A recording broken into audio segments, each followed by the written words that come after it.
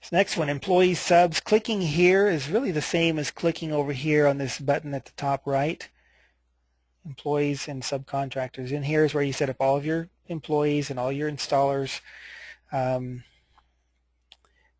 create a new one, you'll click the new button, fill in the blanks.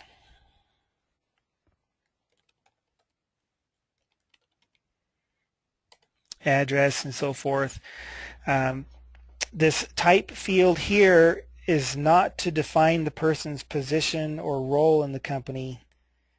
It's mainly to tell the software where should this name be displayed. If we select sales, then the name shows up on an invoice in the list of salespeople. If we select management, it shows up on an invoice when you're taking a payment as you know, this person is allowed to post their name and as having accepted a payment. Installer, the name shows up in this list here on an invoice line. The payments, sales, management, and office all show up in here.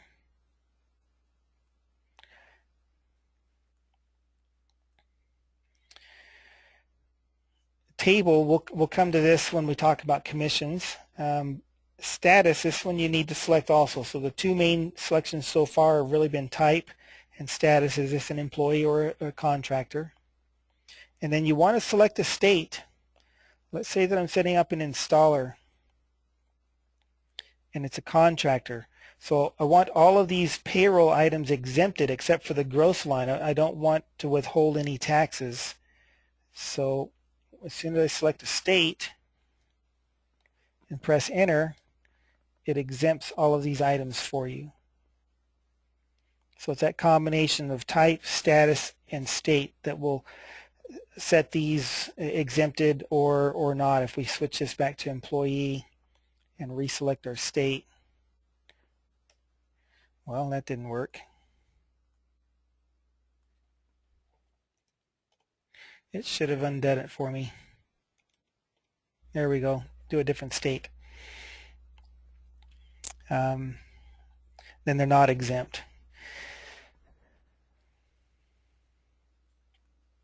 Save your changes. And then for employees, you need to give them access. You click the access button at the top.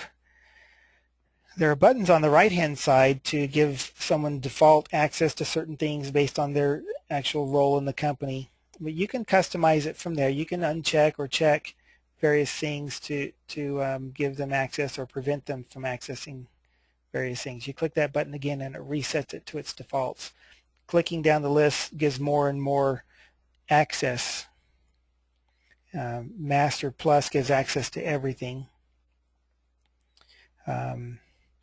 Someone needs to have Master Plus access or at least access to define other people's access settings, which basically is getting into this window. Someone has to be able to click this access button and open this window. So that's what this little checkbox here does.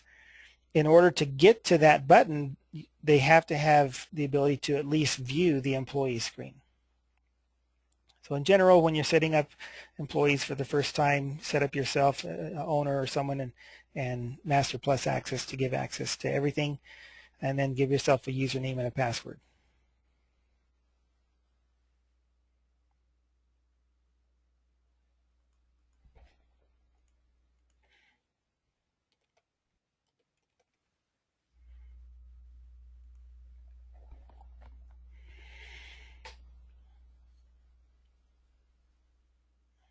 That's employees. That's employees on a basic level. Payroll and setting up payroll things, we'd talk with you, phone conversation. We'll have some training videos on that. We're not going to go much into payroll setup and those laws. I will say this, I guess, you do want to double click each of these items and plug in year to date from your previous system. How much did I pay or withhold from this person prior to using QFloors for payroll? If you use a payroll service, you don't have to do that, of course. If you're using Paychex or ADP or your accountant, just set up the individuals, give them access rights if they need into the software at all.